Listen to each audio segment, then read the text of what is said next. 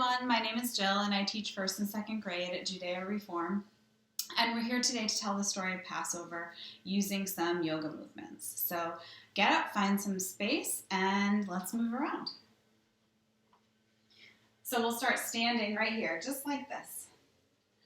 A long, long time ago, after many years of living in Egypt, a new pharaoh or king came to power. So turn and find your chair. Sitting in chair like Pharaoh the king. Pharaoh did not like the Israelites, and he forced them to work. They spent their time building pyramids. So arms wide out and tip over for your triangle shape, just like a pyramid. Now tip to the other side. Lots of pyramids. The Israelites were strong, and this made the angry Pharaoh even angrier. And he decided that all sons born to Hebrew women must be killed. So let's do a child's pose. Stretch the arms, sit back, then take a few deep breaths.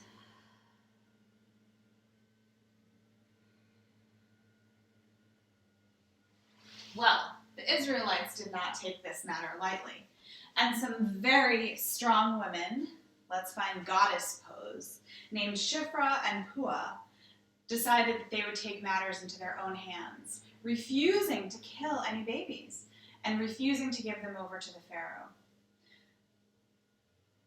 They decided that they would save their babies instead.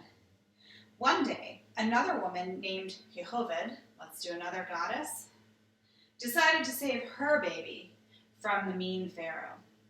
So, she went down to the river and placed him in a little basket. Find boat. You make a little basket shape with your body. Yeah. She placed the baby in the basket and sent him down the river, hoping someone would find him. Amazingly, Pharaoh's own daughter found this baby and decided to care for him.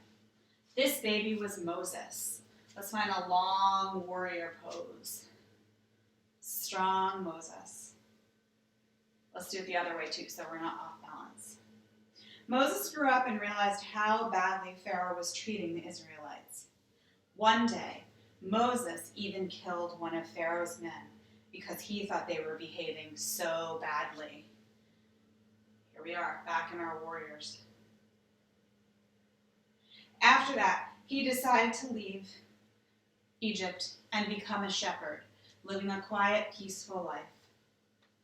It was there in the desert, while he was herding his sheep, let's find tree, that Moses found a burning bush. I was pretty curious, this burning bush. The bush was not burning up. No matter how long Moses watched it, it was just staying on fire. Other side, so we're not lopsided. Finally, in that bush, Moses heard the voice of God. And God told Moses that he had to go back to Egypt and help the Israelites. So Moses walked all the way back to Egypt and returned to the Pharaoh, and this is where he said his famous words. We'll do a big star pose. Let my people go. And Pharaoh answered, no.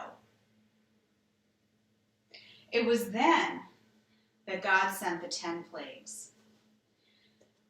Each time, Moses asked Pharaoh to let his people go, and each time, Pharaoh said no.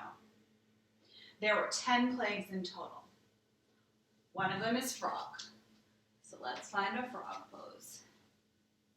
Yeah, you can put your hands down like you're going to rivet. Or you can sit up tall. Another one was blood. Another plague was wild beasts. Let's do a lion. Like this, with a big lion roar. One more like that. There were diseases, boils, hail, and locusts. So lay down on your belly for locust. Yep, reach your arms down, and then lift up and flap your wings like a locust.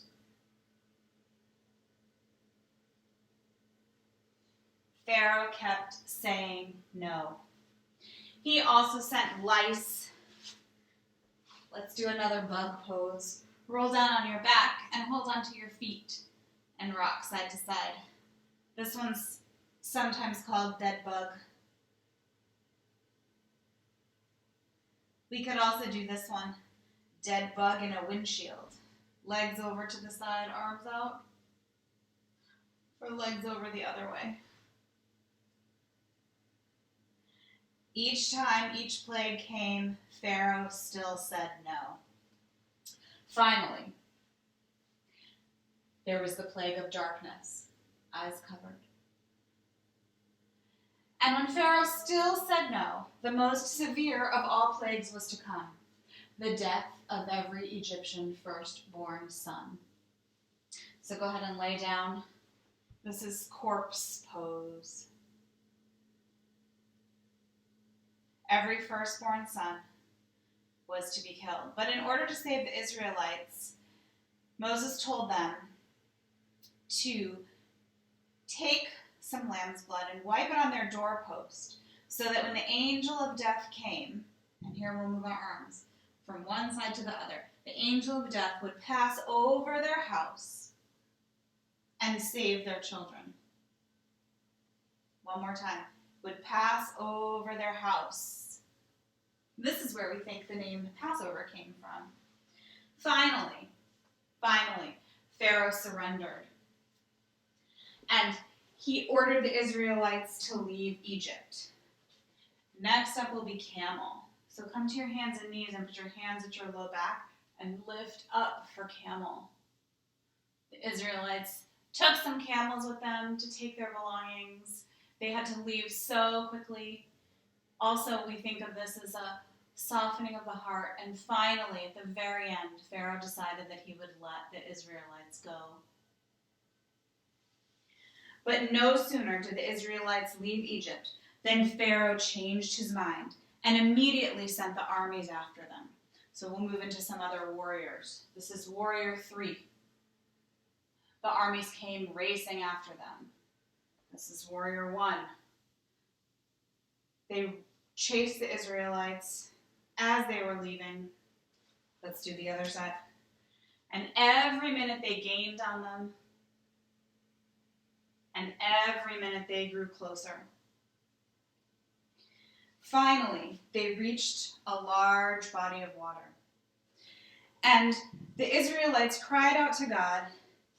So big star pose again. And miraculously, God saved them. He heard them, and with an outstretched arm, God parted the sea in front of them.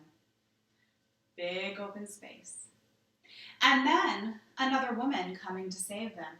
Miriam helped dance the woman through the sea. So we can move into dancer. Joyful, leading them to freedom.